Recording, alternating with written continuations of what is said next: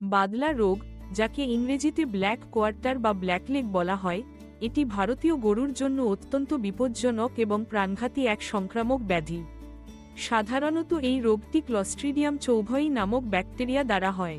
বর্ষাকাল বা বর্ষার শুরুতে, বিশেষত 6 মাস থেকে 2 বছরের তরুণ গরুদের মধ্যে এই রোগের প্রকোপ বেশি দেখা যায়। আক্রান্ত গরুর পেশিতে হঠাৎ ফোলা, ব্যথা এবং গরম অনুভূত হয়।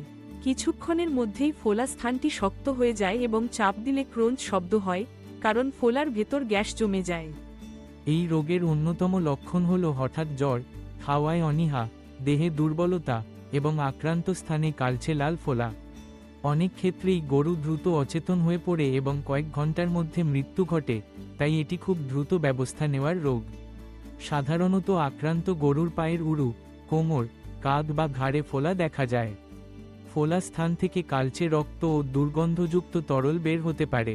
বাদলা রোগ ছড়ায় মাটি, ঘাস বা জল থেকে, যেখানে ক্লস্ট্রিডিয়াম ব্যাকটেরিয়া অনেকদিন বেঁচে থাকতে পারে। গরু যখন দূষিত খাদ্য বা জল গ্রহণ করে, তখন সংক্রমণ ঘটে। বিশেষ করে জমিতে চাষের কাজ চলাকালীন বা গরুদের ঘাস খাওয়ানোর সময় এই রোগের বিস্তার হতে পারে। প্রতিরোধের জন্য সবচেয়ে কার্যকরী উপায় হল নিয়মিত টিকাদান। বর্ষা আসার আগে বা গরুদের নতুন চারণভূমিতে নেওয়ার আগে তাদের বাদলা রোগের টিকা দেওয়া উচিত। সংক্রমণ হলে দ্রুত পশু চিকিৎসকের পরামর্শ নিতে হবে, কারণ আক্রান্ত গরুকে বাঁচানো খুবই কঠিন। সংক্রমিত গরুকে অন্যদের থেকে আলাদা রাখতে হবে এবং আক্রান্ত স্থান পরিষ্কার ও জীবাণুমুক্ত করতে হবে।